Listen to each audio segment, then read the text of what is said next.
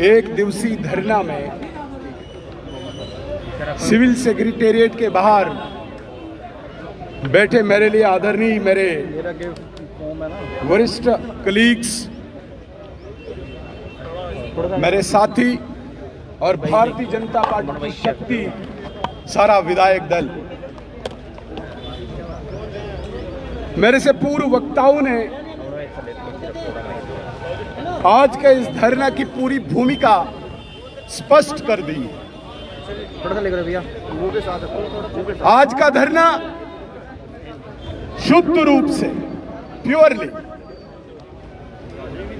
नायब तहसीलदार की एडवर्टीजमेंट में जो उर्दू कंपलसरी किया गया है उसको रिमूव करने के लिए हमारा ये आगाज है।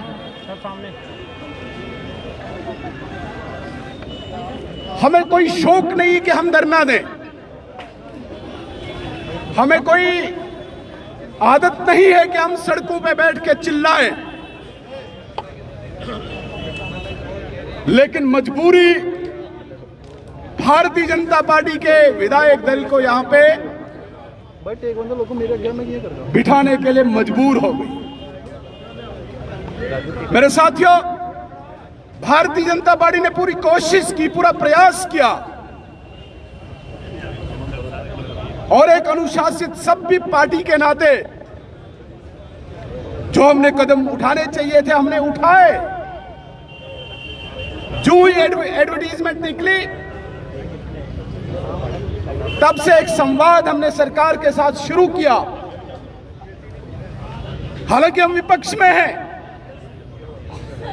हमें पहले दिन ही अगर चाहिए तो हमें धरना देना चाहिए था, इसको मुद्दा बना के उछालना चाहिए था, लेकिन हम यहां के पढ़े लिखे नौजवानों के साथ राजनीति नहीं करना चाहते थे। हमें आशा थी, हमें उम्मीद थी कि एक नई चुनी हुई सरकार जम्मू कश्मीर में आई है और उमर अब्दुल्ला साहब कहते हैं कि मैं हर खित्ते हर फिरके का मुख्यमंत्री हूं, इसलिए हमें आशा थी कि शायद हम एक संवाद के थ्रू, एक कन्वर्सेशन, एक कम्युनिकेशन के द्वारा इस समस्या का समाधान कर पाएंगे। हम एलजी महोदय से भी मिले, एलजी महोदय ने अपने हाथ खड़े कर दिए कि मेरे हाथ में ये नहीं है, ये सरकार ने करना है। फिर सरकार के लिए भारतीय जनता पार्टी का एक शिष्टमंडल वरिष्ठ लोगों का, वरिष्ठ विधायकों का मुख्यमंत्री साहब से मिलने गया, चर्चा की और मुख्यमंत्री साहब ने शायद आश्वासन भी दिया कि मैं इस समस्या का समाधान करूंगा। लेकिन हम सब जानते हैं लास्ट डेट भी नजदीक आ चुकी है, समस्या का समाधान नहीं हुआ। इससे पहले भी हमारे साथ मुख्यमंत्री साहब ने एक धोखा किया। जब यहां पे असेंबली का सेशन चल रहा था तो सतवारी में जो नेशनल हाईवे में जो दुकानदार आते हैं उनको रिप्लेसमेंट में चंद्रभागा अपार्टमेंट में दुकानें अलॉट की गई थी, लेकिन कुछ औपचारिकताएं बाकी थी, कुछ फॉर्मेलिटीज बाकी थी, जिसके लिए हमने लगातार संवाद सरकार से किया, लगातार चर्चा मुख्यमंत्री साहब से की और हमारे विधायक, स्थानीय विधायक, हमारे वरिष्ठ लोग मुख्यमंत्री साहब से लगातार मिले, लेकिन उस समस्या का समाधान आज तक नहीं किया। क्यों? क्योंकि इस समस्या के दौरान रेवेन्यू रिकॉर्ड जम्मू कश्मीर में जो पासबुक हर व्यक्ति को फराम की गई है वो 3 लैंग्वेजेस में है, जिसमें आप लेना चाहो हिंदी में भी उपलब्ध है, इंग्लिश में भी उपलब्ध है और उर्दू में भी उपलब्ध है। अगर समकालीन बिल्कुल एक इक्वल लेवल पे सारी भाषाएं हैं तो आप सिर्फ उर्दू को अनिवार्य क्यों कर रहे हैं? इसके विरोध में भारतीय जनता पार्टी का विधायक दल एक सांकेतिक धरना के रूप में यहां पे बैठा है और हम चेतावनी देना चाहते हैं सरकार को, अंधी बहरी सरकार को, अगर इस सांकेतिक धरना से भी वो होश में नहीं आए और जम्मू के युवाओं के साथ इंसाफ नहीं किया, न्याय नहीं किया, तो ये लड़ाई केवल यहां सिविल सेक्रेटरीट के बाहर ही तक नहीं रहेगी। ये लड़ाई नीचे सड़कों पे लड़ी जाएगी और हर ब्लॉक, हर मंडल लेवल पर ये लड़ाई लड़ी जाएगी। ये सिर्फ जम्मू में नहीं, ये कश्मीर के कोने कोने में भी ये लड़ाई लड़ी जाएगी। हम इसको राजनीतिक रंग नहीं देना चाहते हैं। मैं एक बात मीडिया के माध्यम से स्पष्ट करना चाहता हूं, उमर अब्दुल्ला साहब, आपको शौक होगा राजनीति करने का। आप कल 13 जुलाई पर भी राजनीति कर रहे थे। बड़ी बदकिस्मती है कि आज एक चीफ मिनिस्टर, भाई अपने आप को जम्मू कश्मीर का आप चीफ मिनिस्टर मानते हो और आप उन लोगों को ग्लोरीफाई कर रहे हो जिन्होंने महाराजा के विरुद्ध विद्रोह किया था।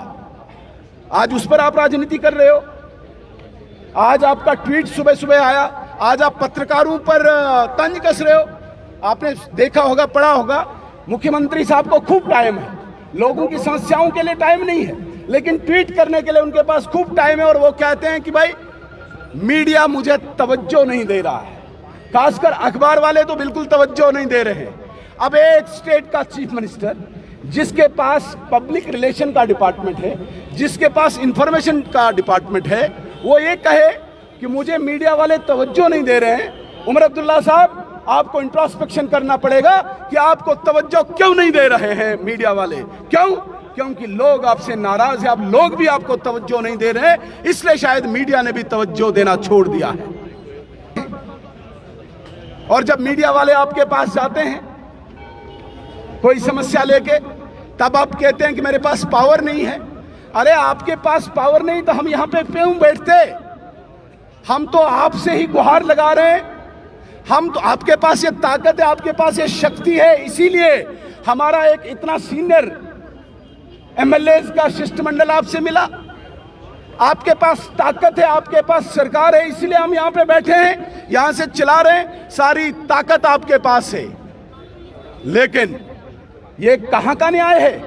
आपको पुलिस चाहिए, आपको होम डिपार्टमेंट चाहिए, और इसलिए होम डिपार्टमेंट आपके पास नहीं है तो आप इसलिए जम्मू के नौजवानों के साथ नाइंसाफ करेंगे, नाइंसाफी करेंगे। ये तो कतई बर्दाश्त नहीं होगा। होम डिपार्टमेंट आपको लेना है, स्टेटहुड आपको लेना है, अन्य तरीके हो सकते हैं।